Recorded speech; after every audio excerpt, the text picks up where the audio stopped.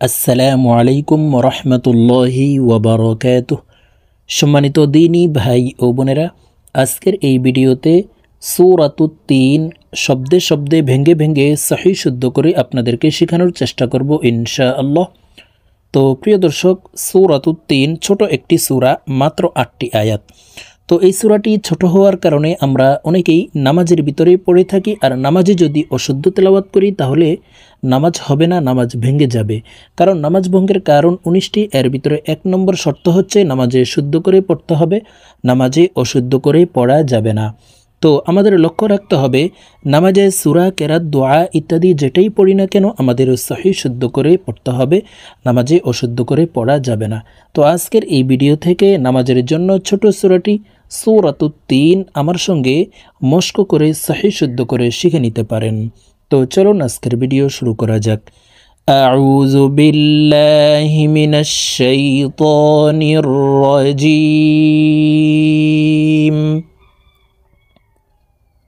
সূরাতুত তিন মাক্কিয়াহ। প্রিয় দর্শক, সূরা 3 মক্কায় অবতীর্ণ হয়েছে।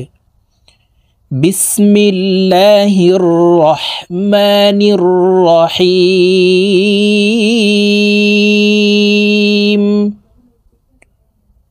ওয়াত-তিনি ওয়াজ-জাইতুন।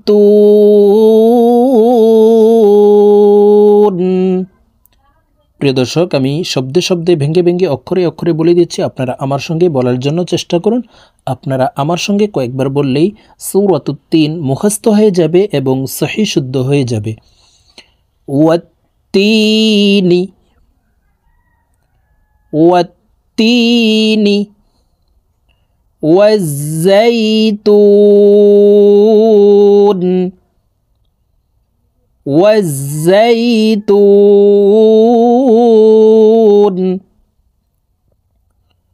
والتين والزيتون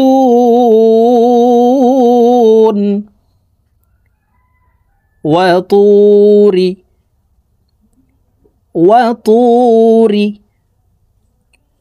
سينين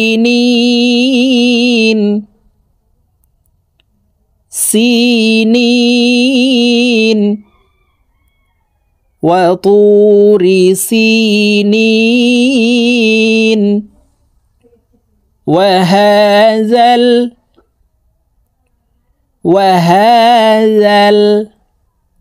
البلد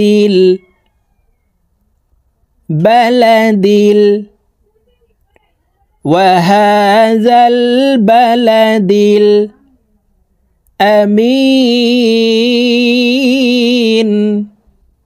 মি এখানে 3 আলিফ টেনে নুনকে সাকিন করতে হবে, কারণ মদের হরফের বামের হরফে ওয়াকফ হইলে মধ্যে আরজি 3 আলিফ টানিয়া পড়িতে হয়। ওয়াহাযাল বালাদিল আমিন লাকাদ খালাকনাল। এই দাল কলকলার হরফ নিচের দিকে ধাবিত করে ধাক্কা দিয়ে উচ্চারণ করতে হবে। লাকাদ খালাক, এই কফ কলকলার হরফ উপরের দিকে ধাবিত করে ধাক্কা দিয়ে উচ্চারণ করতে হবে।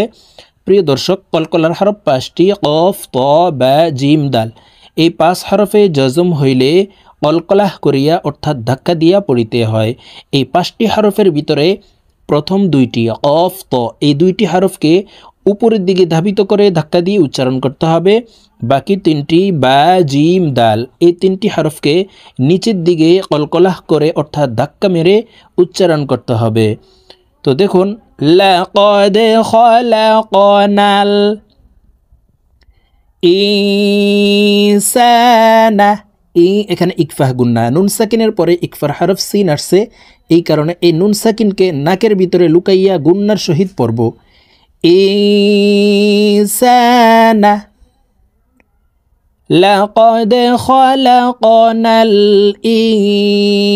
ইনসানা ফি আহসানি। ফি এখানে 3 আলিফ টান হবে, মদের হরফের উপরে চিকন চিহ্ন বামে হামজা, মধ্যে মুনফাসিল 3 আলিফ টানিয়া পড়িতে হয়। ফি আহসানি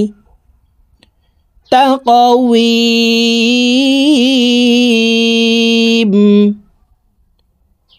تقويم لقد خلقنا الإنسان في أحسن تقويم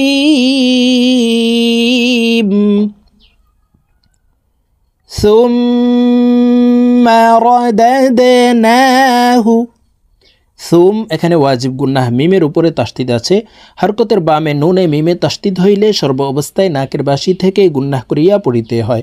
তো এখানে মিম হারফের উপরে একটি চিহ্ন দেখতে পাচ্ছেন, 3 কাটাওয়ালা একটি চিহ্ন, এই চিহ্নটির নাম হলো তাসদিদ। তো হরকতের বামে মিমের উপরে তাসদিদ আছে, এই কারণে এই সা হরফ তাসদিদওয়ালা মিমের সাথে নাকের বাসি থেকে 3 সেকেন্ড পরিমাণ গুন্নাহ করে ধরে রেখে পড়তে হবে।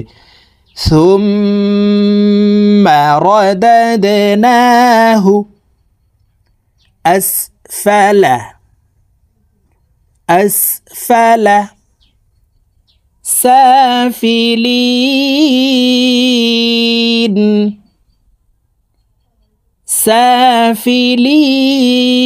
سافلين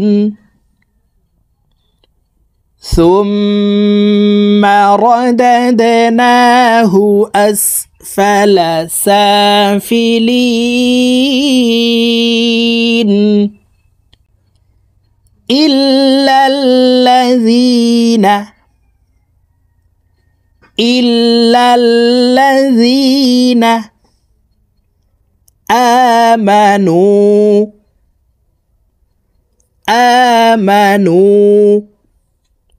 آمنوا وعملوا الصالحات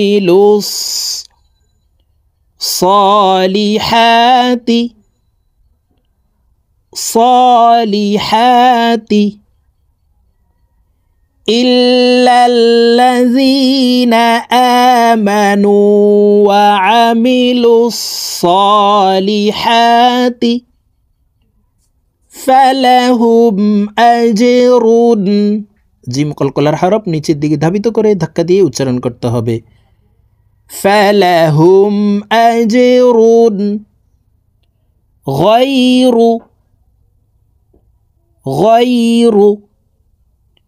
ممنون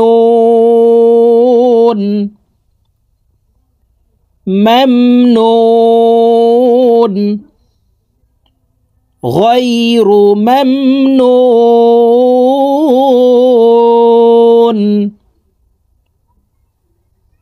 إلا الذين آمنوا وعملوا الصالحات فلهم أجر غير ممنون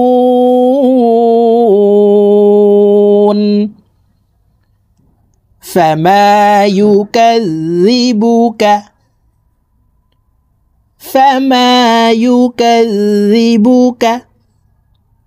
بعد بالدين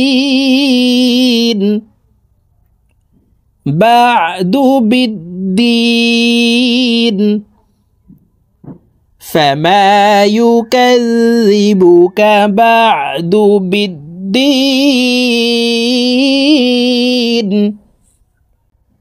أليس الله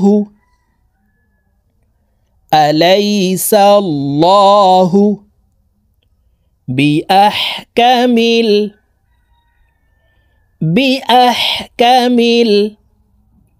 الحاكمين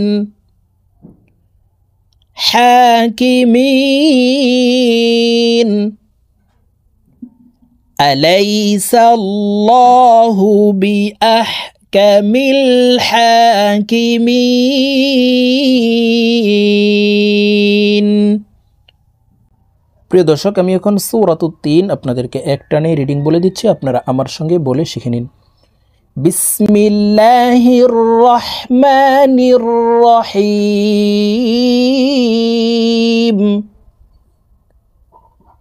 ওয়াত-তিনি ওয়াজ-যাইতুন ওয়া তুরি সিনিন وهذا البلد الأمين لقد خلقنا الإنسان في أحسن تقويم ثم رددناه أسفل سافلين إلا الذين آمنوا وعملوا الصالحات فلهم أجر غير ممنون فما يكذبك بعد بالدين أليس الله بأحكم الحاكمين